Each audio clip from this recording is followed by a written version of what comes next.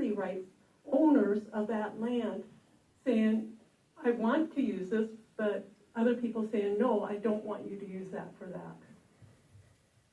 And Sherry, you get that. Thanks, Lori, for the question.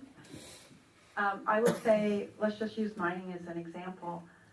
The problem with mining is, especially with blasting, is continual blasting. Like if you just blast once, that doesn't seem to be an issue, but it's the continual blasting. And I saw over and over again houses where they had foundation cracks, where they had issues, because it's not just staying on your property, especially with what's going on with mining and with blasting.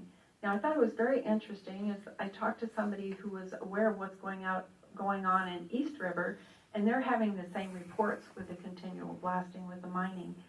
So if you're doing something on your property that is not directly affecting someone else, then I think that's legitimate. But if you're doing something on your property that is not staying within your property, and it is definitely adversely affecting someone next to you, I think that we have a different discussion going on. And so that's where I draw the line. That's where I think there has to be consideration. And that's why I was very concerned with the continual blasting. And the funny thing is that even the department had to admit that those kinds of things they're aware of. The U.S. Department of Energy is aware of those things actually having an impact outside of the property lines. So that's where I draw the line, but I'm a huge property rights person. So thank you so much for the question. John? That's a great question because it's a balance of property rights versus allowing people to do what they want. And I think Representative Jorgensen brought up a great example. If I have a house and I put a nuclear power plant on my land, am I allowed to do that because it's my land? Well, sure, it's my land. I can do what I want on it. But might that affect my neighbors if I'm, at their borders, with a nuclear power right there? Yeah, that's going to be a little scary for a neighbor. And that's where it came down to blasting and noise and affecting the water quality nearby. Where I don't think we have these problems with mining is when they're placed in the hills, not nearby homes or schools. And so that's why I think down in the Piedmont, Somerset area, part of this concern came up is because it was way too close to other, civilian areas. And it was going to potentially affect the noise and sound and dirt and dust and water. And so that's where we begin to start having a look at, well, are you affecting others by the use of your property? And that's why we have the county to, have certain rules and ordinances, and that's why we have our cities to put buffers. Even if there's a buffer in between them, that was the problem down in this area, is there was hardly any buffer. So should there be a mile or two buffer if you're doing something explosive or throwing rocks into the air or dust?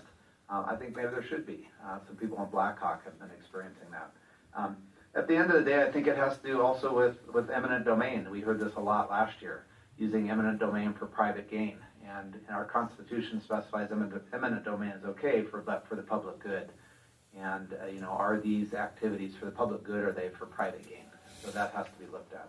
And I think just to conclude, the best part is to be a good neighbor. And that's why I had a bill to say you got to inform your neighbors if you're doing something significant that's going to affect others around you. Or you're going to have to, if you're going to do blasting, you're going to have to look at a little bit different method of doing that. Be a good neighbor, common sense for those around you. I think that's a core principle. Happy. All right. I was kind of concerned when we started with the mining here in the hills about environmental studies. I mean, when the airport has to do stuff, they have to do environmental studies. And so, but when you do something on your own property, or you do something, mine, our mining laws now, you don't have to do any environmental studies. And so that's one of my concerns is how is it going to affect, I went to something on the base that talked about how they're doing some certain things, but they had to first do an environmental study, and I said, oh, very good. Okay, I like that, But on your own property rights, if a neighbor wants to do something, maybe have a pipeline go through their property, they have the right to do that if they want to, but it might not be able to, the next neighbor might not want it, so then they have the right to say no on their property. So you know, they just have to, if private companies wanna do something on your private property and you let them, that is your right, but if your neighbor, as long as it's not affecting your neighbor, and if, you know, so we have, it's a balance to try to figure out how to be a good neighbor, how, you know, how to get these, you know, have your property rights, so you have you know the impact study that might happen. How's the, you know, if you take down a mountain, how's the water gonna run? Is it gonna come right to your property and flood your property? We don't know, there's no study done. So those are the things that we're concerned about and that we wanna maybe help fix, that we have. This gentleman right here, if you'd like to bring it up.